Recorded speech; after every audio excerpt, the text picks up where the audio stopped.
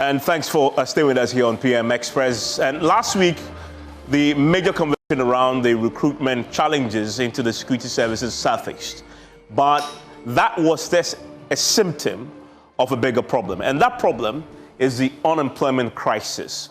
Tonight, we're going to bring together a few individuals who understand this space to look at fixing this existential threat. And as you may know by now, what started this conversation is about the numbers. A total number of 500,000 plus, in fact, 505,000 individuals across the country applied for just 5,000 slots into the security services. That, if you look at it in percentage terms, just 1% of this number will be successful, because that indeed is the space available to take them. But that also then points us to Ghana's biggest problem, which is unemployment. Today, the matter was on the floor of Parliament again, and it became a divisive subject. My parliamentary correspondent is joining me right now with the very latest on that. I want to understand how Parliament itself sought to deal with the issue. And James, so this matter came up today in Parliament. Yes. The majority and minority leadership exchanged a few words on this, and the subject of the bigger challenge of unemployment was at the center of it. Exactly. Let's first hear the minority side. What was your position on this matter? The minority leader, Alexander Penyomakin, took the matter on, and his position basically has been on this new directive that is coming to applicants who have successfully qualified to go for their medicals. And he said that about 200,000 of those people are going to pay about 1,600 Ghana cedis. And already there are people who are for the medicals, and these are people who are unemployed. And out of that 200,000 people, only 5,000 will be recruited into the various security services. And he makes the complaint that their call is for this to be halted, and that if that is not done and they go ahead to give the clearance for these 200,000 people to pay this amount of money, it becomes a bit more burden on them as they go into this medicals, and only 5,000 will be recruited. This is a Fenyo market on the floor today.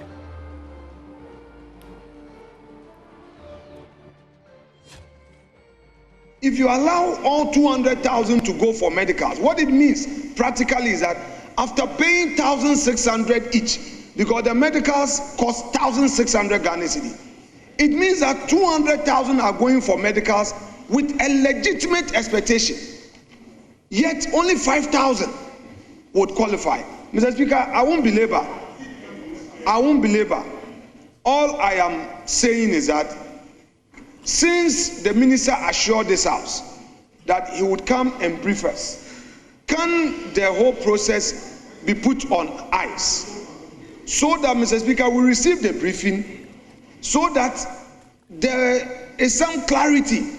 But, Mr. Speaker, for 200,000 people to go and pay 1,600, where we know that just 5,000 will qualify, Mr. Speaker, it's going to be a huge problem on the unemployed youth who are already desperate.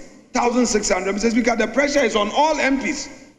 I was in Winneba, and the pressure on me, Mr. Speaker, I could not contain, and I'm sure others are having the same problem. I have told the Winneba youth that the system is not fair.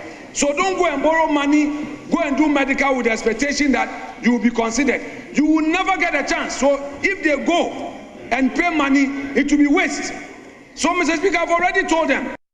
And that's a lesson from your marking there. He's a minority leader. The problem he's talking about that he says all MPs are facing is not necessarily the struggle to get into the security services. It's a struggle for jobs. Because the unemployment rate, and we'll talk about those specifics very shortly, it's alarming, to use the words of the statistical service. And so, Adaji, the majority leader responds to this, but he places it in the bigger context of the unemployment crisis, except that he's pointing the finger at the minority side. Exactly. He cited various development projects that the previous government had undertaken. He cited the National Cathedral, the investment in the Polugu Dam that has become more or less like a fiasco now. and other government initiatives that he believes that if those had been carried out and fully completed, they might have absorbed some tens or hundreds of thousands of youth now who wouldn't have been craving so much to get employment into the security agencies and create the problem we have on our hand, and assuring that they will face the unemployment issue squarely and deal with it as a government. In the last 8 years, every year we're able to absorb 100,000 of them. We won't have the numbers that we're having now. In the last 8 years, if we're absorbing even small numbers, the cost of the cathedral could have recruited. The cost of the cathedral could have established businesses that will employ many young people. The cathedral, how much money didn't we spend? All the waste, the monies that were spent on COVID, if we had channeled those monies into finishing the one district, one factory initiative, can you imagine how many jobs would have been created? The $29 million. If we had spent that money finishing the Agenda 111, can you imagine how many jobs would have been created? Yes. 111 hospitals across the country employing these young people. Can you imagine where we would have been in terms of job creation? If you had finished the Kwalugu tomato factory, would we be where we are? So please, let's stop what we are doing. We are confronted with a problem. Let's face it as a country and let's deal with it. And we in the NDC will deal with it. Yesterday you took the stand that we are today and you had no problem with that. You can't all of a sudden overnight change position and say that, money should be refunded. How can money be refunded? Is that a solution? Is the young man looking for the money? The young man is looking for a job. He wants government to create a job for him. And that's what we must be doing, creating jobs.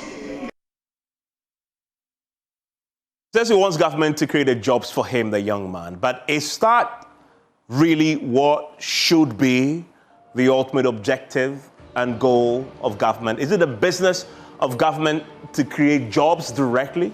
Or is it a business of government, rather, to create the environment for the private sector to create jobs?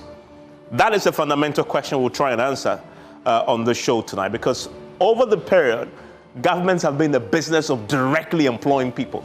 But that is not sustainable. It's part of the reason why we're having this particular challenge of 500,000+ people applying for jobs in the public sector, government jobs, when there are only 5,000 places. But if you create the environment for the private sector, they then are in a position to employ way more people. And so you look at the unemployment crisis that he himself has been talking about there.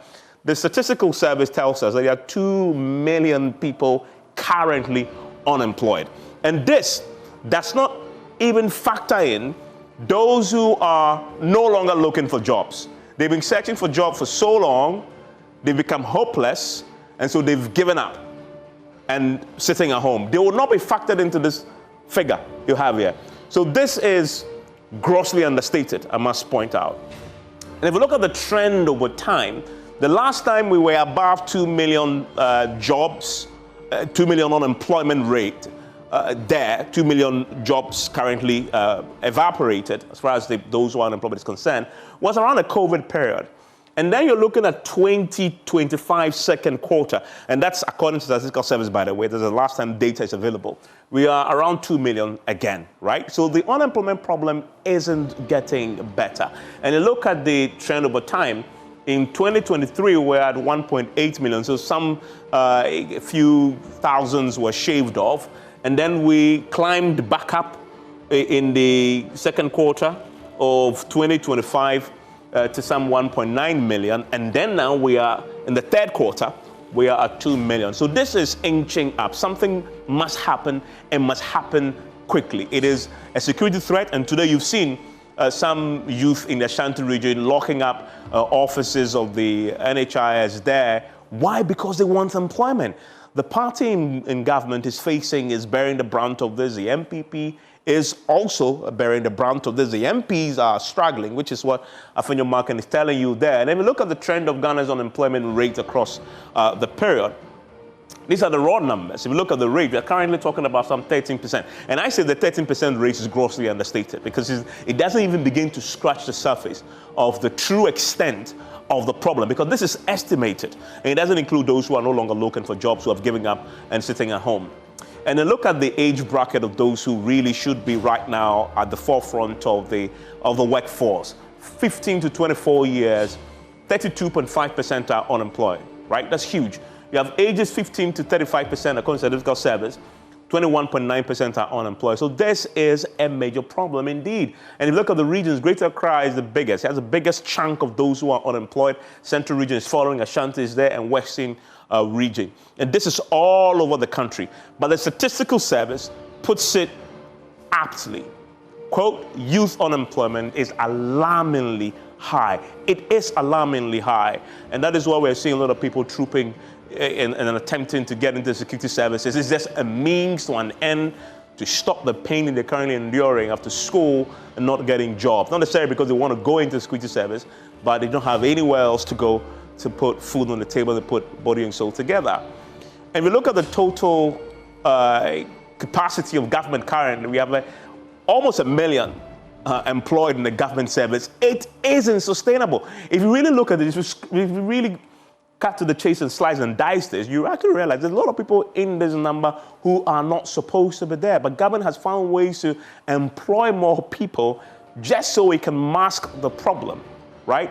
It's the private sector that must be the true engine of growth and employment. And tonight we'll talk about that because the private sector will join us for a conversation. And if you look at the reason why this is a problem, it then has a significant impact on government's wage bill, right? Huge compensation bedding for government, some 90.7 billion that we are spending currently. If you take this away, then you're talking about how much you're spending to service our debt. And so that tells us a problem here. Government should not be directly employing people. It shouldn't be the main center of employment. But that is what is becoming the norm. And look at the problem here. This is the private sector. This is industry. And industry currently has negative growth, negative 7.6%. So if industry has negative 0.7%, according to the Statistical Service data that we currently have tracking over the period, ending second quarter 2025, they are not in a position to employ. Industry should be in a position to employ. If you see growth here, that invariably tends to link directly to employment, because if you're growing, then you can employ more. But they have negative growth, negative 7.6%. What is happening there is that possibly industry may be laying off workers. What is happening there, I don't understand. We'll try and look at it, because if you look at the economy, a lot of things are going right. Interest rates are going down. The borrowing rate is going down at the banks. You can see that. So that should rather lead to more capital available for businesses to grow, spend. Capital is cheaper now. So why are we having this dynamics? Because if you look at manufacturing too, again, second quarter of 2025, according to the Statistical Service, it is negative 26.2% growth rate. So this is a challenge, but that is the sector that should be employing people. And that just to give you the basic facts as to why the private sector isn't employing as much. And so let's have this conversation. The politicians are complaining about it. And today the directive came from the presidency that the Interior Ministry and all the security agencies must now increase the number of people they can take on up to like 40,000 places will be open in the next 4 years. Why is that necessary? Because if you don't do that and you only restrict yourself to 5,000 instead of 40,000, there are 35,000 others who will not be employed. But those 35,000 others should be going to private sector. So what are we doing to empower private sector to employ all those people? Those 2 million who are unemployed. My guests are joining me for a conversation here on PM Express. Stay with us. PM Express is always brought to you by Syntex Tanks. It is strong, it is tough, Pepsodent Cavity Fighter, and also brought to you by Stanbic CIB.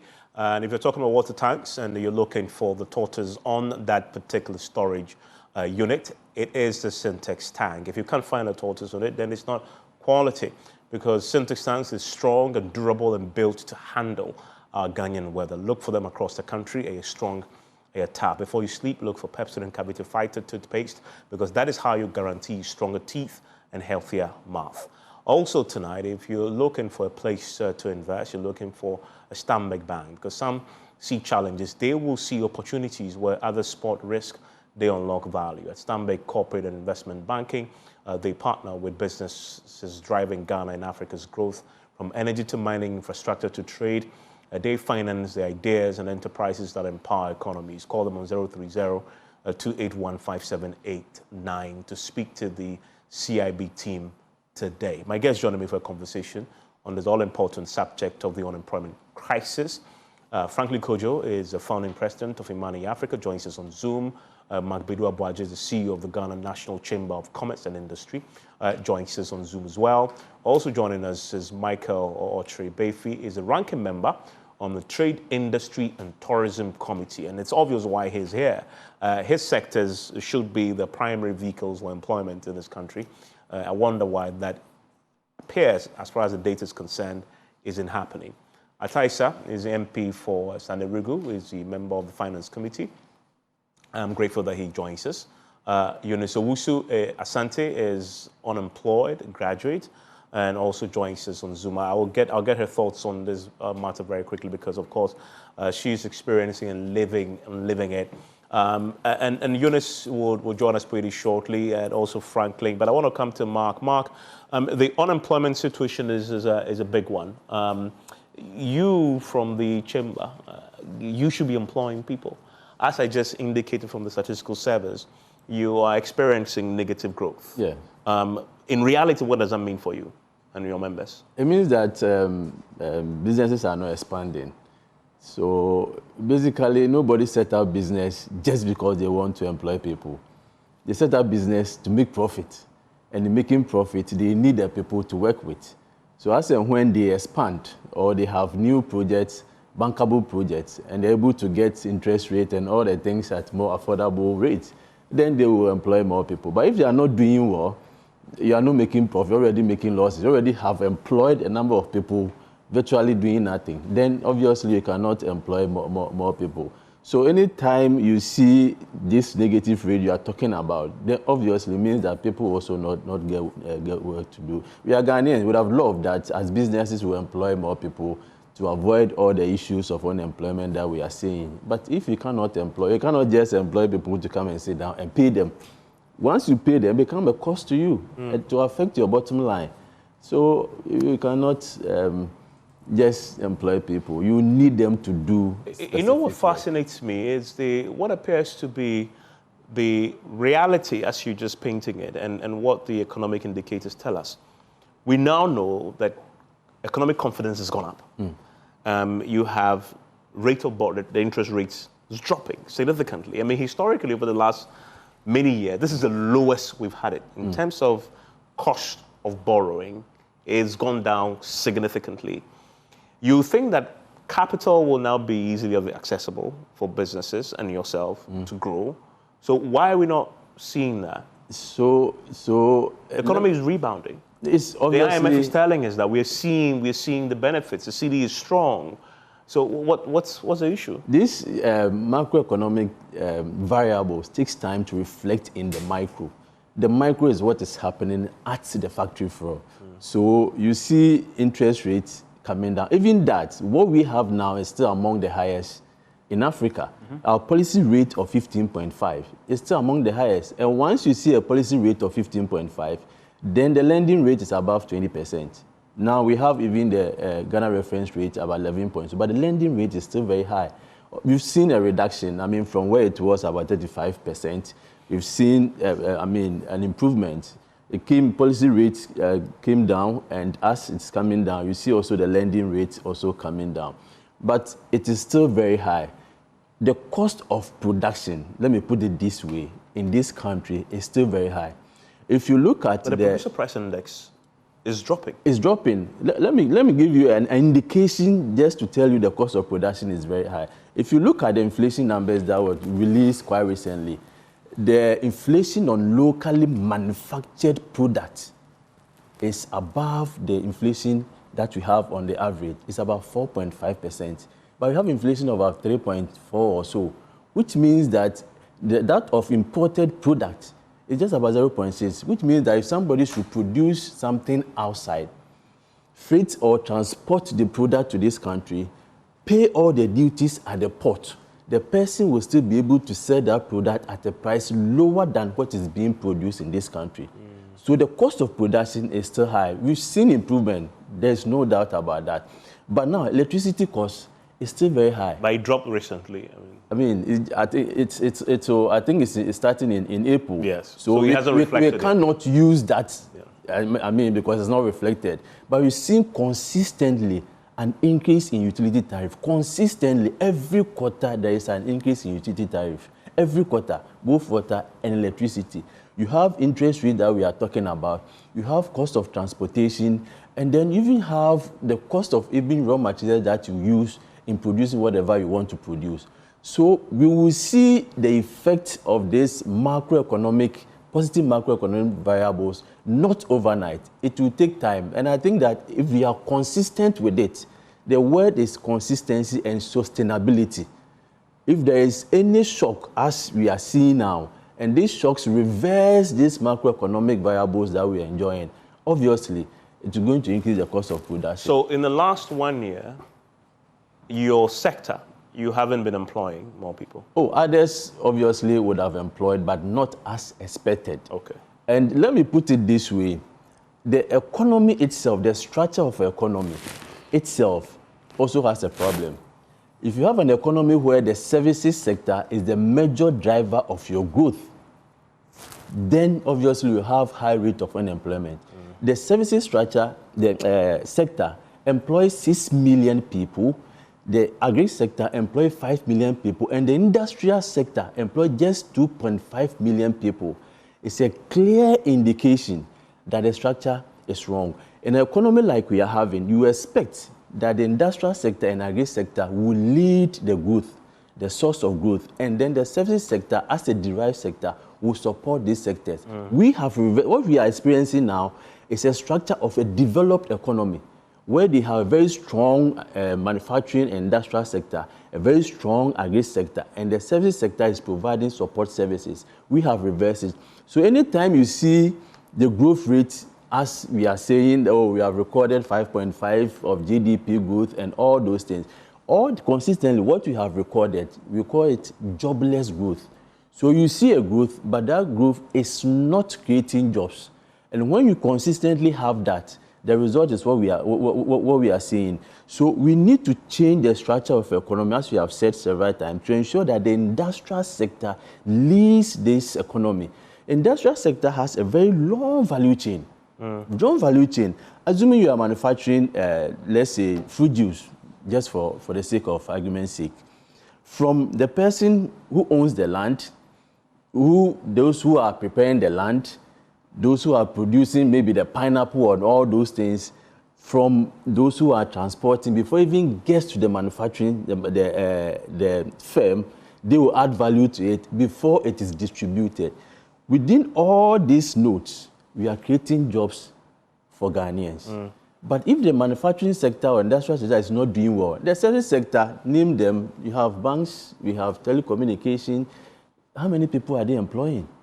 Only few of them. The only way out is to change the structure and also link the agri sector to the manufacturing sector. I mean, it's a fascinating diagnosis of our challenge. And I'll come to the two MPs represent, of course, NDC MPP, because they really have, over the last 3 decades, steering our affairs to see fundamentally what structural changes we can expect. I want to bring in Eunice Owusu-Asante. He's unemployed and recently graduated too. Eunice, when did you graduate? I graduated in 2024, December. Okay, 2024, December. So we are talking about just over a year, correct? Yes, just over a year. And tell me your story with looking for jobs. How difficult has it been? I don't know words to describe. Obviously not easy. But then, so I would like to start off from when I completed. So I completed a diploma that was in 2022, and I was supposed to have continued with my degree, but then I had to do my national service. So I did a national service in 2022. That was after the diploma at a district assembly in Ada. And then after the service, I went back to school to complete my degree. And then afterwards too, I decided to do my national service again because I felt it was going to be intense looking for a job. So let me just use another year to enjoy the national service again. And then right afterwards, I can look for a job. So I worked at a medical facility, had my national service again. And then I finished in October 2025. That was last year. So afterwards, I was still, looking for a job writing, but then I didn't want to stay in the house because all my life I'd been working, and being idle is something that was very strange to me. So I wanted to keep on working, and so not staying in the house and looking for a job because I feared unemployment severely. I did. So I decided to go into buying and selling cosmetics, beauty products. So that was what I was doing. That was later last year and then early this year. So I just want to say that to be unemployed is not something that I fancy or to call myself. So right now I'm just into buying and selling, and recently also joined a very small, I should say, savings and loans. So I'm just doing these things just to buy time for myself whilst I'm still on the job hunt, if I can put it that So way. tell me about the job hunt. How many Mm-hmm. CVs have you shared, and how aggressively are you pursuing this? And what I is the have, story there? yes. So I have shared quite a few. I have shared with friends, with relatives. I'm pushing with messages. I'm working to meet people. Honestly, it hasn't been easy. I've shared quite a few, and then one went through, but it wasn't what I was expecting it to be. So I've shared quite a few. So, Yeah. so explain now. When you say, is it that what the package they offered you wasn't good enough, or what was it exactly? No, it's not about the package, but the nature of the job, Okay. the nature of it. I'm one that will not give excuse and say I found this job and it looks this way, but I don't want to. I am trying. I'm trying on the field on that particular job at now, but then it's not what my heart desire. I'm still following it, exploring it to see if I'm going to buy into it fully. But what I really and actually want to do is out there, and I'm still chasing it. This is chasing it. And thank you very much. Stay with me. I want to bring in Franklin to the picture.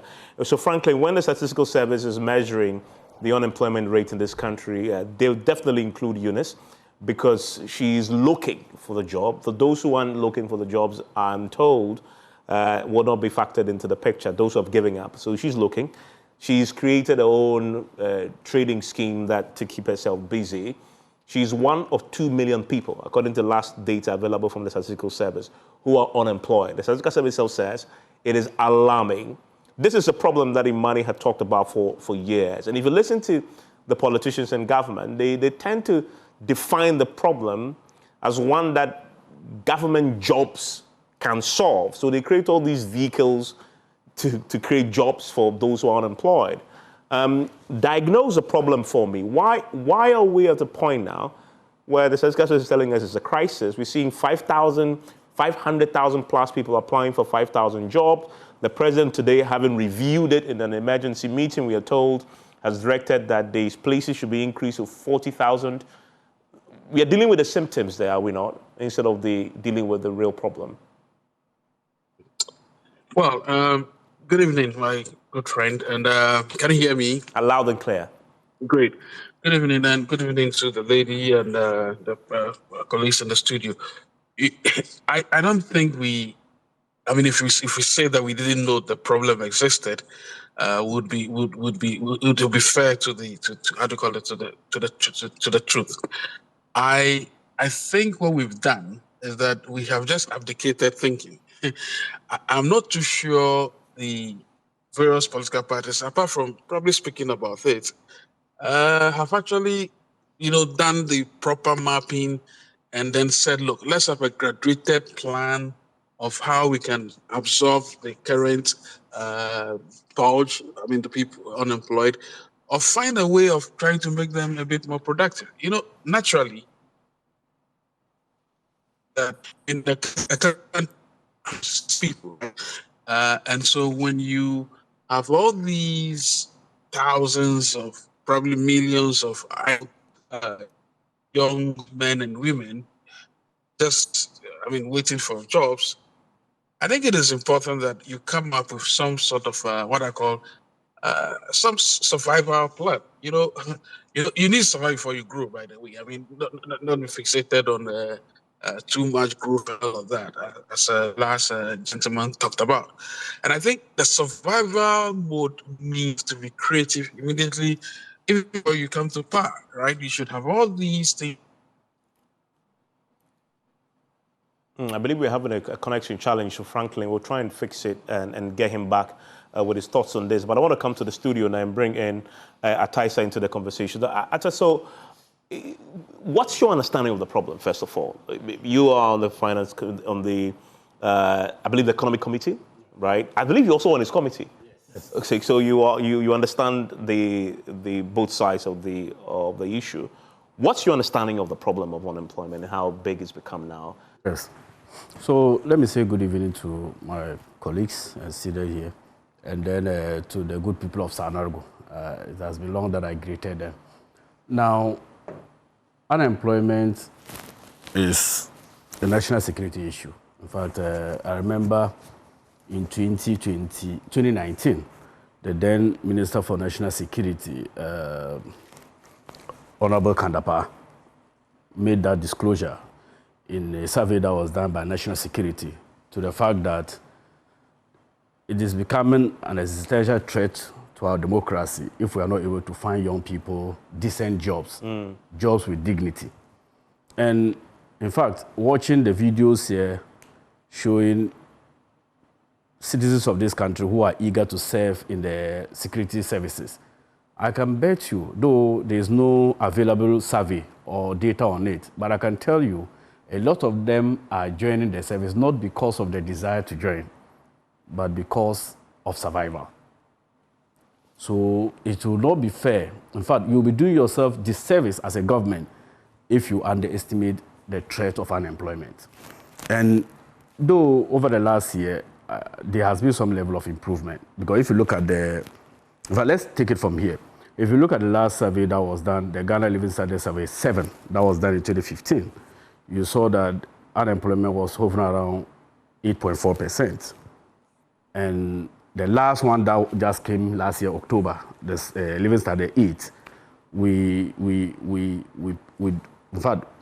increased to 12.8. But also that was remarkable because if you go back to the data in 2024, you realize that the total household income survey that was done by the Existential Service, unemployment was around 14.6%. So if it now comes down in 2025 to about 12.8, that's an improvement, but still significant and a threat.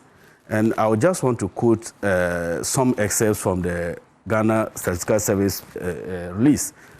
In fact, they identify key issues that drive unemployment in Ghana. One is because of the rapid population growth and large numbers of graduates entering the labor market. I think we haven't controlled that aspect. If you have an emerging market economy like Ghana, where we are talking about the structural weaknesses of our production sector, in fact, post-Nkrumah, we haven't had a government that follows the normal classical economic theory, where we are saying that the agriculture sector drives the industry, and then industry drives services. Because it is the agri sector that provides the raw materials to feed the industrial need. And then the industrial sector creates the service that is needed as support service. Over the period, like the CEO said, we have seen a reverse post-Nkrumah. And I think that is a very significant concern that he raised. And we have to do something fundamental about the structure of this country. And second thing they talked about, because you have an annual graduation out, the number of people that will turn out of our schools, 100,000 and above. Meanwhile, how many jobs can you create within the space of 1 year? And post that, another group comes. So it becomes very, very difficult. Looking at how much, in fact, we currently use almost 76% of the total tax revenue paying only compensation. So when you have a situation like this, it calls for a radical and a complete paradigm shift to what we are used to. Now, the second reason they attribute to is the weak private sector job creation. Yes, the CEO talked about cost of doing business. The last time myself and Honorable Kojo Nkrumah were here, we talked about the drivers of the cost drivers. Though some level of improvement has come, as he alluded to, but it's still high because Ghana is not an island. Every country develops on what we call competitive advantage. What do we have we can do better than others? And if we have our industrial base complaining of energy cost, I think that is a cause of concern for us to tackle as a government. Then we also look at the skills mismatch between education and labor market needs. Every job that is created must meet the right skill set that it requires. However, I'm not trying to downplay the significance of some courses, but the truth is that the world is moving. In fact, currently, how many universities are even doing the AI and digital tools as a course? How many? But that is where the world is moving towards. So I think that as a government and even the general public, we must, and the universities, we must prioritize the global trends. Let's not be stuck with our old theories and courses that we used to do. We must also do trend analysis to know where the world is going. Now, this is not peculiar to only Ghana. And those who are following can just quickly go to the World Bank Development Indicators 2024. You realize that unemployment Ghana is not doing bad in terms of how we are dealing with it. However significant the challenge is in Ghana. South Africa, for example, they had an unemployment of about 31 to 33%. You know, our unemployment figures, I was making that point, it is grossly understated. Yes. It doesn't reflect the reality at all. But the fortunate thing is that if you look at the International Labour Organization, they have the base rate at which unemployment is calculated for every nation. So it is not going to be different from how we calculate it. But this is from the World Bank Human Development Indicators that I've picked it from, and Ghana is inclusive. They use the same metrics. Namibia has 36.9%, Angola has about 30.8%, Morocco 13%, Ghana about 11 to 13%, Kenya 4.9%, Nigeria 5.3%. So if you look at our peers, it's just like Kenya and Nigeria that is doing better than Ghana.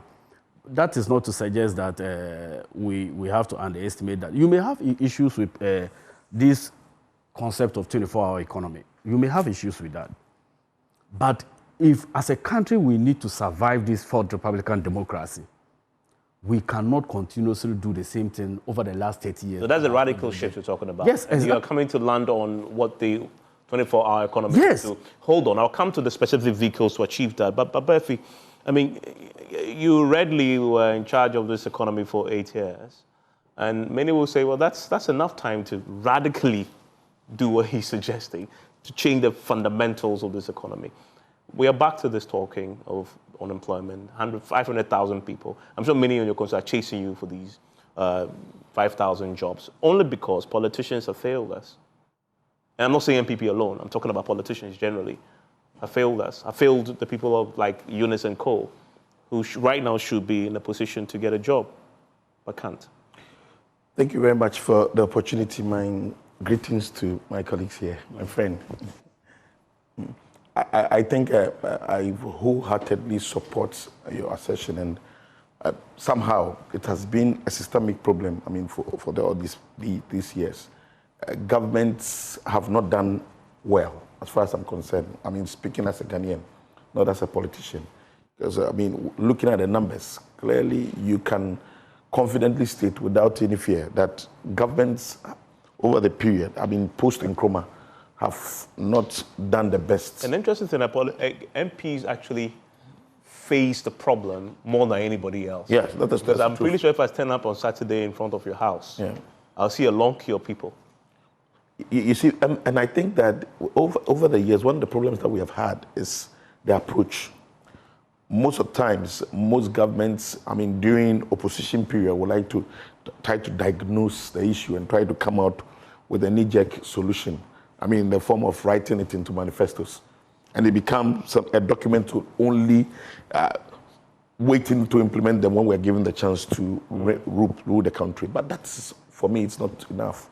That's how come I had so much confidence and hope in the 24-hour economy. I mean, for the first time. This is not tongue-in-cheek. No, first time. Genuinely, sincerely, yes, I did have hope. Because, no, I had hope. I had hope, not now. Okay. I had hope in the reading the manifesto of NDC and reading the concept and the way other jurisdictions, other countries have practiced it. Then you realize that this concept was coming in as a game changer to help Ghana and also to make sure that the country will be shifted, I mean, from this point where we are so much fighting or running towards services to running to industry. I mean, there's nowhere in the world, all the first world countries have gotten to this stage of the status as a country, doing well, getting the name that they need to get because of industrialization. So I believe that industry has not done well in this country because governments have not intentionally tried to push industry. And that's how come I said that I believe that over the years, it has been a systemic problem, and we as government, I mean, our government inclusive, have not done our best in trying to shift the paradigm, trying our best to make sure that we intentionally, the words intentionally, try to make sure that we shift the paradigm. But why though? Why? I mean, why have all of you failed to do it? Yeah, I don't know. Because he makes a very important point. Yes. That sinks Nkrumah. Yes. So if take Ataisa's point, it means that Nkrumah showed us that it's doable.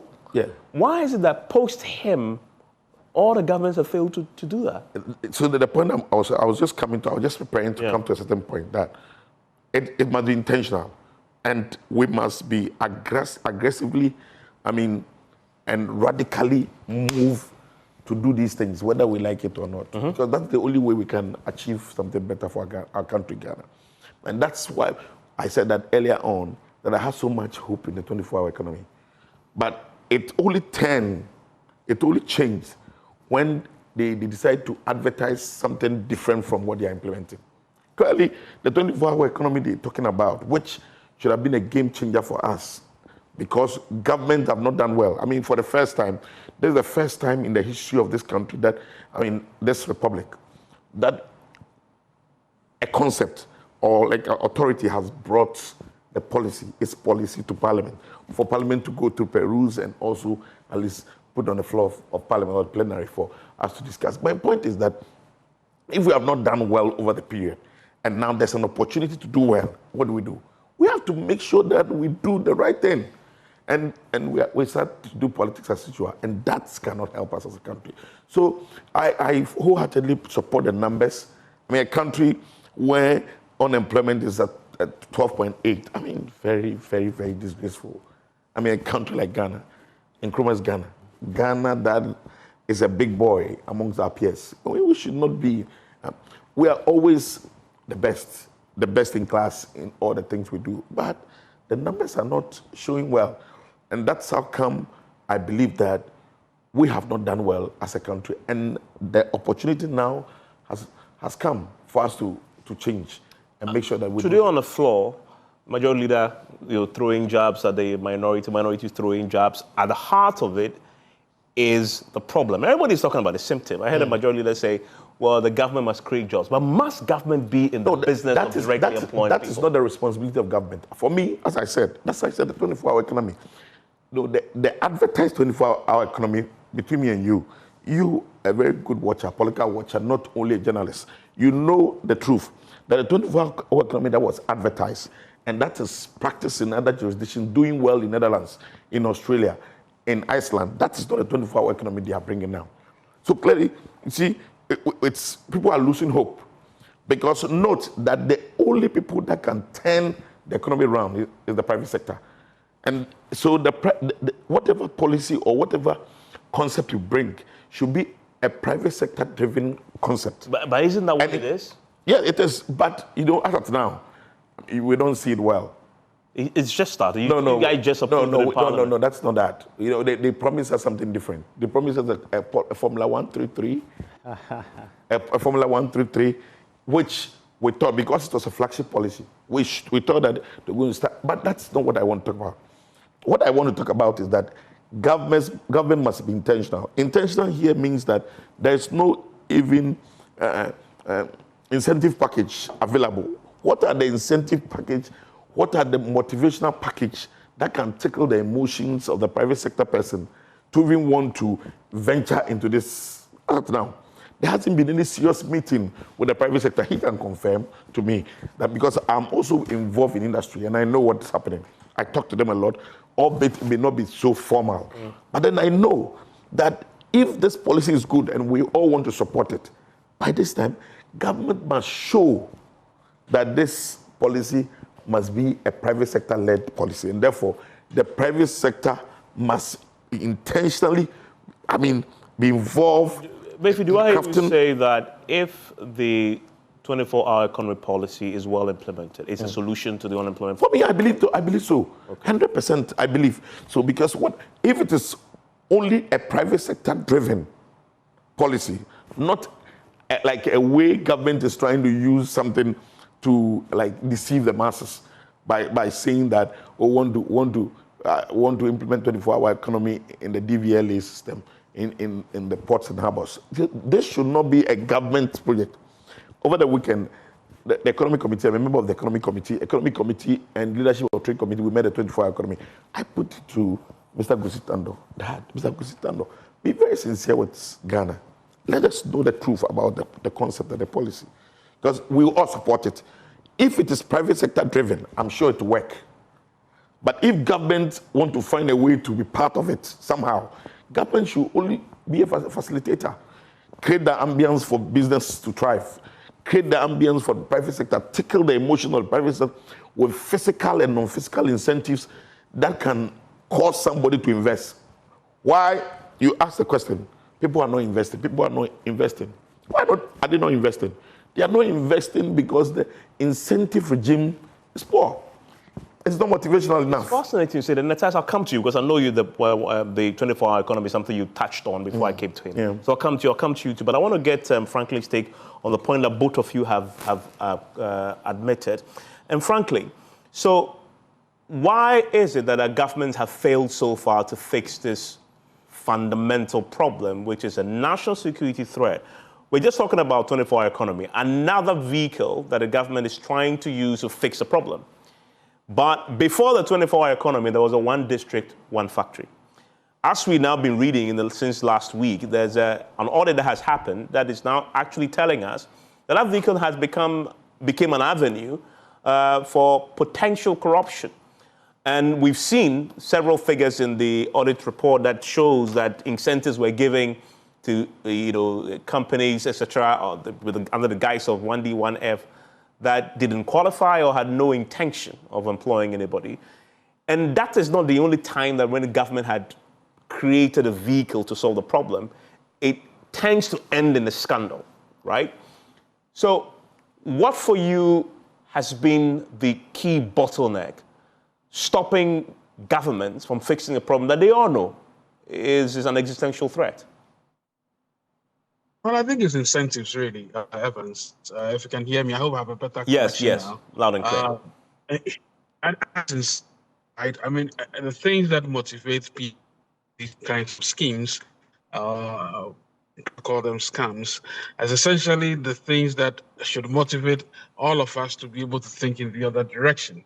I mean, I've looked at the one district, one factory, brilliant idea, but unfortunately, it was not anchored on what I call proper spatial planning, which means that we are looking at each district and its viability in terms of economic potential. It was not done. Nothing of the sort was done. So it was just spreading factories like confetti all the place.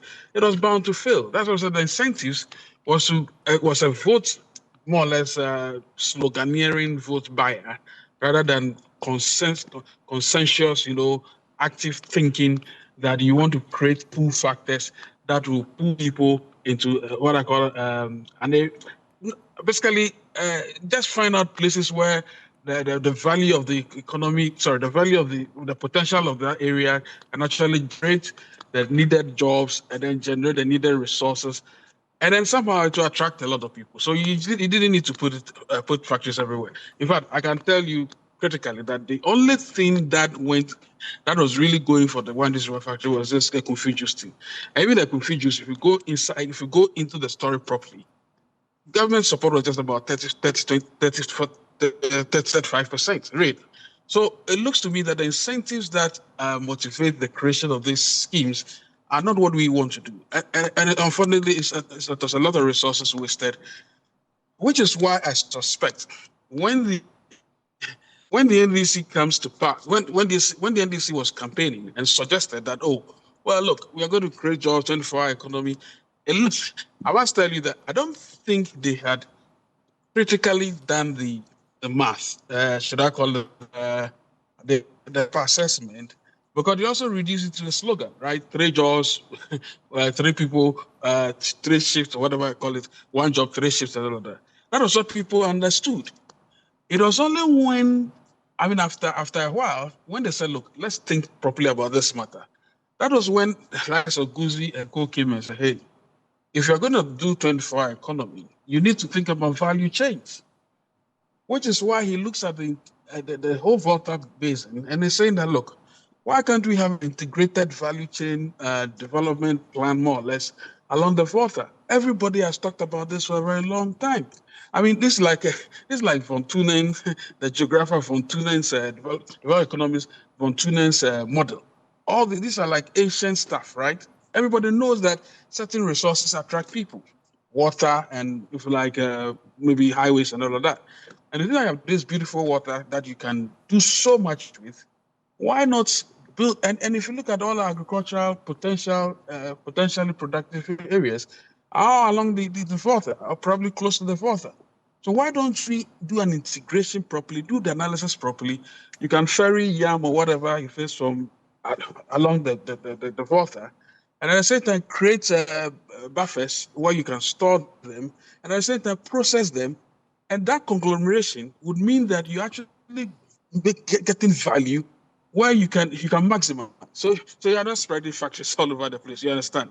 So this is the way you think. And I think Guzi really has that thinking cap on.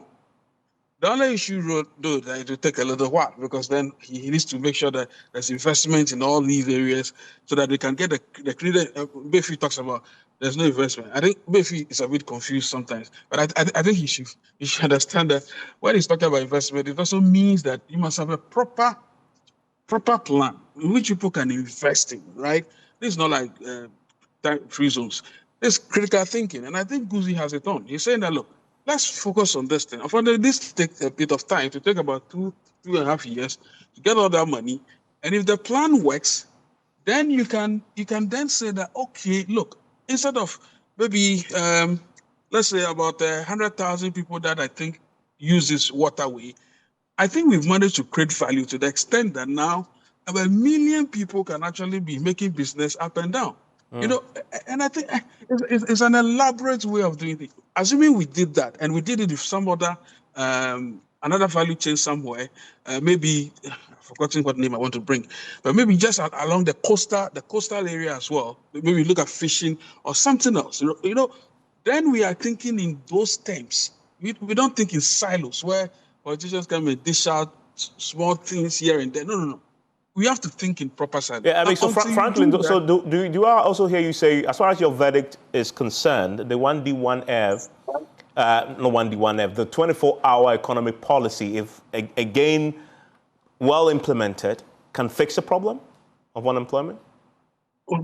Well, if the name they are giving it right now, you see, it is when you have done these. If you have birthed these investments, I'm thinking this critical thinking of sinking all these productive initiatives I'm talking about, the water, the coastal, maybe the middle, but you do all these things.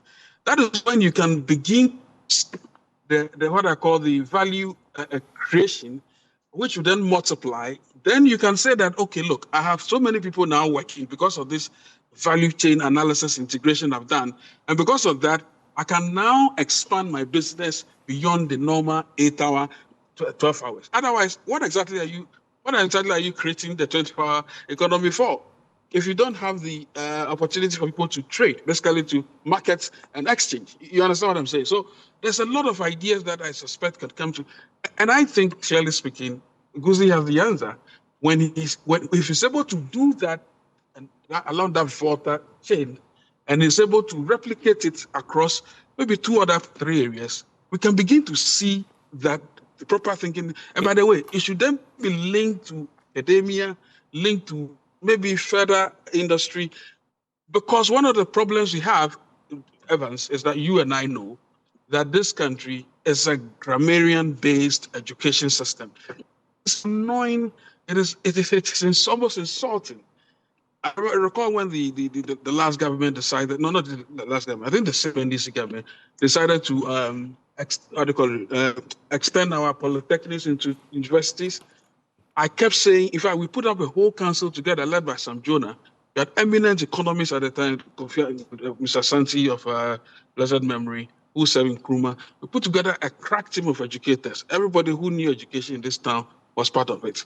And we kept the then education minister, I think Nana Jane, we said, listen, don't do this stuff.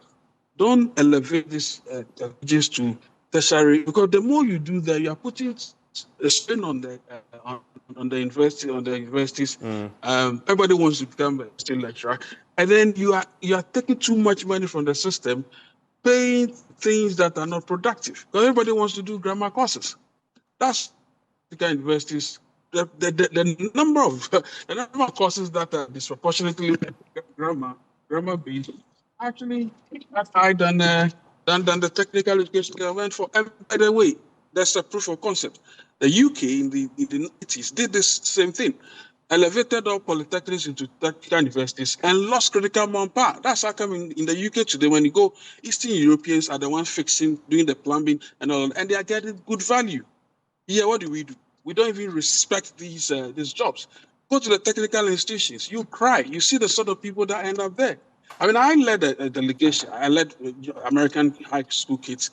I was working about Redbase, so rest in peace, but I was leading young American students who come to Ghana 2 weeks, sleep in mosquito-infested places. We didn't mind. We kept training technical institute kids how to fix computers, refurbish them. We brought loads of computers. I stopped because they wanted to steal the computers and the ports, by the way. So anyway, look, these things are what will drive a country forward. But then everything goes and everybody feels that, polytechnic vocational education and you've touched on that link between industry, but also the academia. And I want to come back into the studio on the back of that. Ataisa, the subject of so the government solution to the unemployment problem, fundamentally, I get the sense, is a 24-hour economy. True? Yes. Not only that.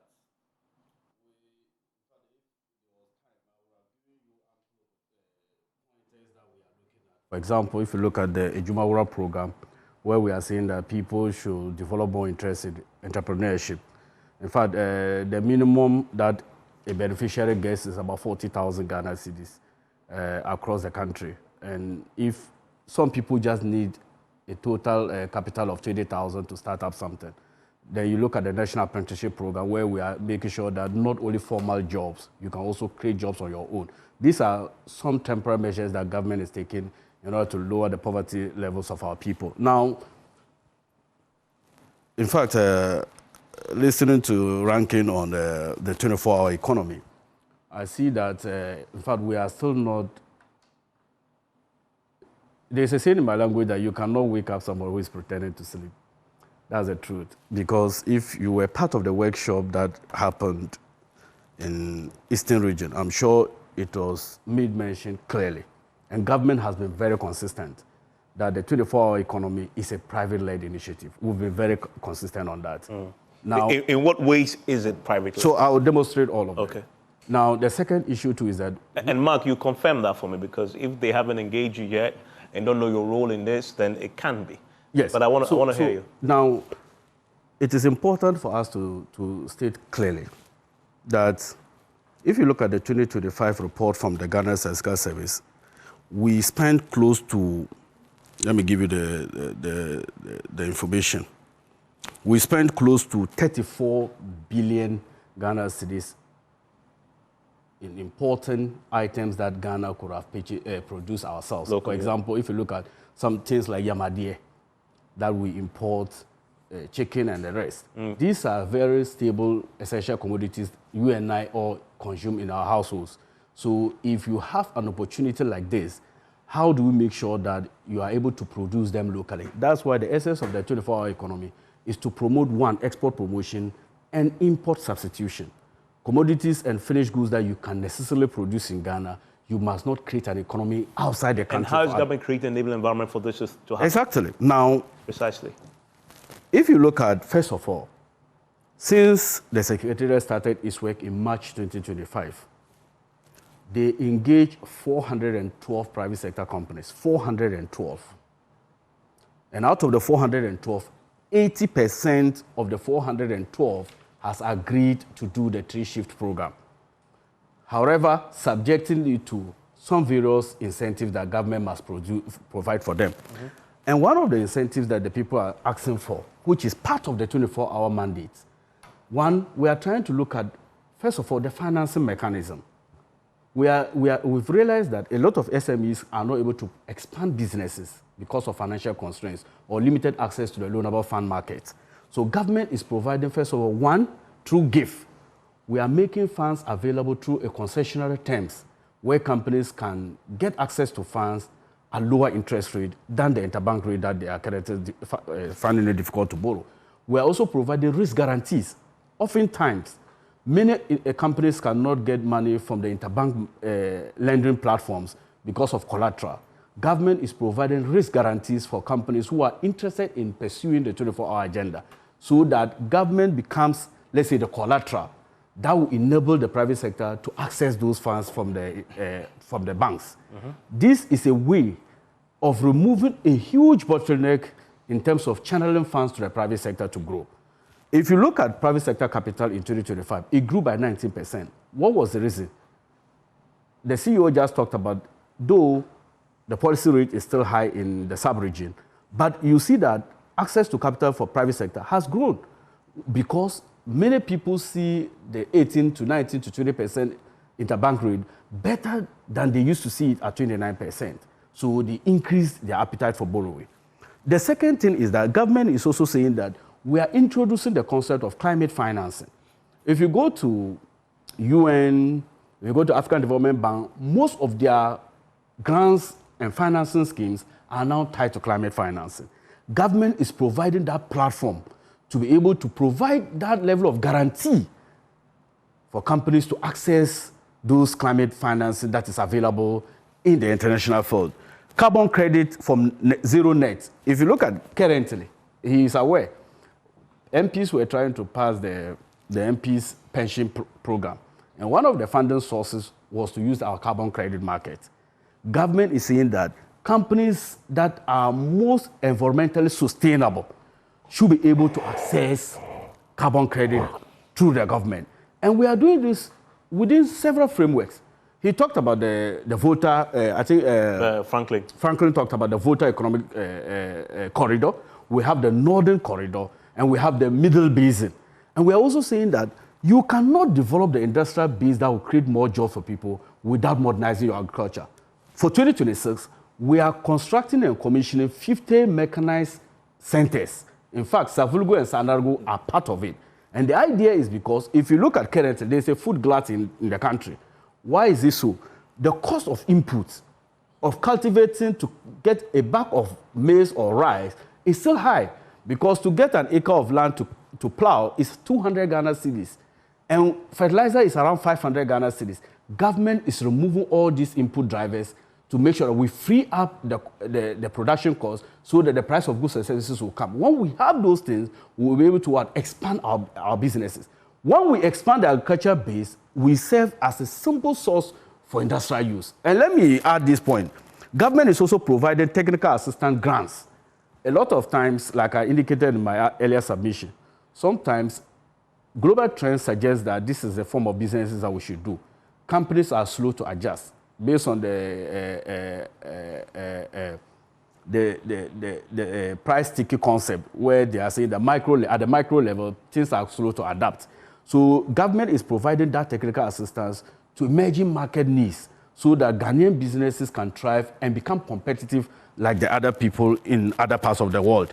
Now, we are also, through government recently, if you go to this one we did with South Korea, we are trying to establish regional trade agreements and then bilateral trade agreements, bringing industries from Ghana to have access to international markets with zero trade tariffs, and then remove the bottlenecks in moving goods from Ghana to those markets. Currently, South Korea has agreed to purchase some made in Ghana commodities like chocolate and many others. And we are doing the same in many other countries.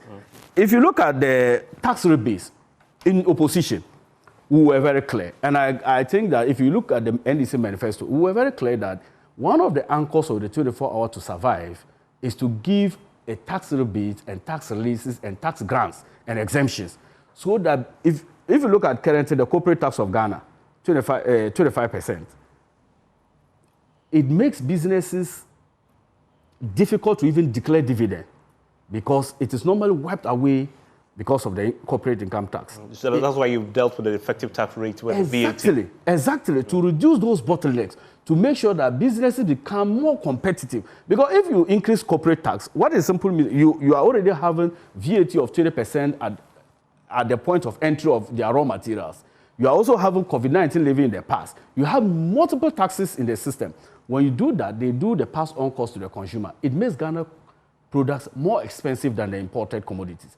Because of that, government is removing all those distorted tax regimes to make sure that businesses become more compliant to our tax regimes. Finally, before I wanted to bring this information clearly. Why the 1D1F is different from this policy? Oh, very briefly. Very briefly. In fact, let me even provide this one. If you look at the Badia has approved $290 million to support the 24-hour initiative. 3 banks, including Standard Chartered Bank in the world, has also approved $210 million to support the 24-hour initiative. These are all monies that are geared towards making sure that the private sector survive. That is not the role of government. Now, let me tell you why the 1D1F is different. Briefly, we just talked about value chain. My senior brother mentioned the long value chain from agriculture to industry. What happened under 1D1F was that there was funding of companies in isolation to the concept of value chain. And I'll demonstrate that. There was a factory in Tamale for tricycle. The company had existed long before the NPP took office. What they quickly did was that they provided technical assistance to the company, and they posted on the billboard 1D1F. I asked a simple question. What is the source of raw materials to manufacturing those tricycles? We didn't address that. How do we make sure that we remove the bottlenecks of import duties on those items? We didn't talk about that. So if you go and support... But the tricycles were being assembled. Assembled here, but the parts were brought somewhere. And I'm saying that a Dash 5 motorbike, despite the support they gave to the company in Tamale, a Dash 5 motorbike was costing 19,000 Ghana cedis. Currently, it's around 14,000 Ghana cedis, without even providing more capital to the business. Because obviously the cost of importing. So I'm saying that when you are addressing factories to feed on the agriculture sector, it is not just about doling monies in isolation. And then finally, it is also, another reason why it failed was because most companies were giving funds those that were affiliated to the government. Okay, so but that's a challenge that all of us will have. And I'm pretty sure if we dig into what 24-hour economic come. But Mark, can you confirm any of this? He sort of laid out what this is. It's interesting listening to the two politicians from the two sides. Well-documented policies, well-articulated policies. Implementation has always been the challenge. The things that you said about 24-hour economy, about one district, one factory, you need a private sector to implement them. Have you been engaged yet? Obviously, there's always an engagement for us to understand what it is, for us to understand the role that we play, and all those things. There will always be an So you've been engaged? Yes, of course. Have they convinced you? Last Friday, we were actually supposed to meet Gusitano, but unfortunately, I think they traveled. So we have had that engagement with them. But Evans, when it comes to policies, as I said, it's implementation. the 1D, 1F, it's been said that it was a very brilliant policy. If you have even implemented just 50% of it, all this employment issue would have been solved. There is no way government alone can solve the unemployment problem we have. Government must create opportunities. Government employs just 6% of the total labor force, just 6%. The 94% or so is being employed by the private sector. So just create the right, all these 5,000, 500,000, even if government employ all of them, they won't be 10% of the total labor force. So it's the private sector that we must empower. We must create the right. So when you hear them say that the 24 economy is private sector driven, are you convinced yet? That is what they always say is private sector driven. And of course it should be private sector driven. But what incentives are you providing to the private sector? He just laid out the incentive scheme. We had a similar incentive with 1D, 1F. When they say if you go for a facility, we will pay a percentage of the interest for So the collateral point he talks about, it was also built into 1D, 1F. Built into 1D. You see, let me say the policies are brilliant. It's the implementation. And obviously you get some political undertones and people who can access this funding. The real private sector people, find out from them whether they were able to get some of this funding. So to solve this problem, it shouldn't be just a political slogan and say 24-hour economy. They are all brilliant idea, but how is the private sector taking it up? I think that to be able to solve this, one approach is also look at our universities.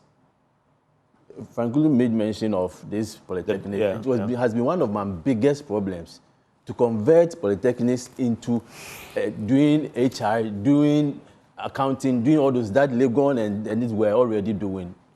So there are some technical tools, technical things that we need these technical universities to produce. They are not producing. Let me tell you what the Ghana National Chamber of Commerce is doing as a way of solving this problem. We have realized that if you go to the tertiary institutions, they have these two political parties, TESCON and TIN, in there. And they train these students to become politicians. I guess Michael and Issa probably might have gone through that. We have taken it. President. And Michael can also say something. We have taken it upon ourselves that we are going to build job creators right from the universities. So we have developed a program called Junior Chambers. We have launched that to University of Ghana. Last week we were at Tech. We have launched that one. In fact, on Friday we are launching one at University of Mines. The idea is that we are going to prepare them to be able to create their own jobs. We know, obviously, that not all of them will be able to create jobs. But for some of them, they just need somebody to hold their hand because the issue of entrepreneurship is very frustrating. Somebody define an entrepreneur as somebody, if when your business collapse, you collapse. Because if you're not careful, you also get a lot of people also dying. So we have a pool of 10,000 businesses from all sectors in the Ghanaian economy, from both agri, both manufacturing industry, and the service sector. And we are making them available to these students, creating the network, so that if you have any issue in terms of creating your own jobs, you have these people available to support With everything else you've heard about 24-hour economy, how optimistic is industry, having listened to the details as you've been told, compared to what you've seen before? What is their appetite to engage and to take advantage of it among your members? Be honest, really. To be honest, and from past experience, I still have my doubts about how effective it's going to be. You almost as if you heard this before. We heard this before. In the book, it looks good. I mean, for me, the most interesting part of the 24-hour economy is linking agri to industry and then to export.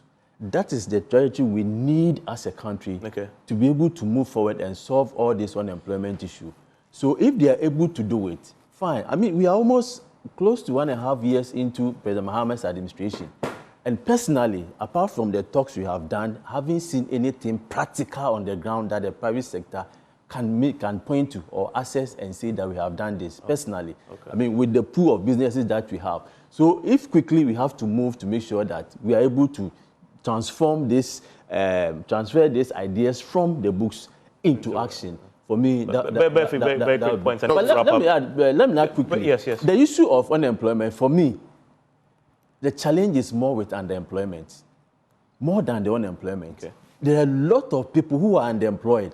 they have the capacity to work, but they are working 1 hour, 2 hours. But the definition of ILO, they are not even counted as unemployed. They're even more than the issue of unemployment. That's true. So let's look at it holistically and tackle it. You have a minute. No, so I have a lot of points to raise. I need to wrap up at 10:30. Because they have. You see, I have a lot. Because you also. I just want to see my friend, my good friend Franklin. I mean, between me and Franklin on this issue, who is a little confused. He made a point clearly that these people advertise a different policy, a Formula 133 policy. That's what he said. Now he said that, so I have to now get to them and now push them to do things well. Then he started now attacking me. My point is that clearly he's confused. Because they brought up a policy with a formula, 133, 1 job, 3 shifts, 3 people. Now they unilaterally change the formula from 133 to 419 without consulting us. No, see, the point I'm making to you is that, let us be clear, I've read this policy and the document more than anybody because I want it to succeed so that I can critique it. You can ask Guzitando the kind of questions I asked him last 3 days in Kofodia. A lot. And I want the policy to succeed. But the point is that I understand him. Industry has only been consulted, just simple consultation. But they have not been involved. Nobody, I'm also a business owner. I also do business. And I'm telling you for a fact that all the captains of industry in this country, nobody has been engaged properly. And there hasn't been any laid out plan in terms of incentives. We're talking about incentives here to motivate people to work. That's the first point. Now let me explain something to you. Very briefly. The policy of 1D, 1F, it's a 2-tier policy. People don't understand. It can be a greenfield business or a brownfield business.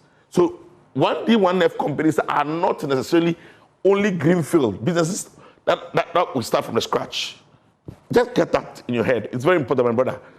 Yes. So if you don't understand that, you may think that 1D, 1F companies must necessarily be companies that. The bigger point was a value chain. No, I'm just trying to get into what he said because of time. Because we were talking about motorcane. Is that motorcane you're talking about? Yes, I gave an example. So motorcane, and I'm telling you that what you are saying is not true. You know it. Oh. Now let me come to this. I'll explain something to you. You are talking about like an audit report that we don't know about. The minister came to Parliament to only read a statement on the floor of Parliament. It was not a report that was read to us. Subsequently, I understand that parliamentarians have been given a full copy. We had copies just this morning. Yes. So we are now going to peruse and assess. Let me just be frank to you. The 1D, 1F issue, the 89.4 million, it is not a debt. Fiducious debt. Listen to me, my brother. Listen to me. Now, the 1D, 1F company accept companies that people that may have an idea to start business, but don't have the funds to start. So what we do is that we had an agreement with some commercial banks. The relationship, we defined it as as participating financial institutions that will be willing to only advance loans to bankable proposals. So when the 1D, 1F is served with the document, we peruse, we do our own checks to see whether the document is good with our consultants. Then, if it is good and you don't have money to start the business, you want your facility from the bank, we'll now refer you to one of the participating financial institutions for loan. Then when we take you to the bank, let's say Ghana Commercial Bank will have to now do their own work by assessing the documents, your proposal. No, you can't get. I wanted to get because I gave you the second bite. You spoke for anybody. Let me finish, please. This is third one. Let me finish the second. Let me let's go. Wrap up. You know I love you. Yes, wrap up. So the truth of the matter is that these companies that don't have money to start business were referred to the banks for them to be given a facility. The bank then had to assess the document to see whether the document is bankable. Now, what we do as a ministry, the ministry has a responsibility because we have already. You have to really wrap it up in 30 seconds. We have already advertised a package, and one of them is a subsidy, interest subsidy. We have agreed to pay half. So immediately we give the proposal to the bank. We now write a request to the Ministry of Finance that this is what we have done. So we anticipate that this will be our commitment. The Ministry of Finance then will now authorize Controller and Accountant General to now make payment if they think that things are ready. They will now also transfer the money to Bank of Ghana. So when the loan is advanced to the 1D1F company, Bank of Ghana will now transfer the money to the commercial bank. In this case, there was no loan given. There was no money advanced to this one. That is why when you attempted to pay, the bank said... No. There was no relationship with the banks because there hasn't been any payment. No. The banks could only could only say that they have a relationship with the person when there has been a loan granted. So there was no loan. There was no loan given to those people. That's not when the auditors went there. There was, see, 30 seconds. I am telling you for a fact that this is just a direct. You know it.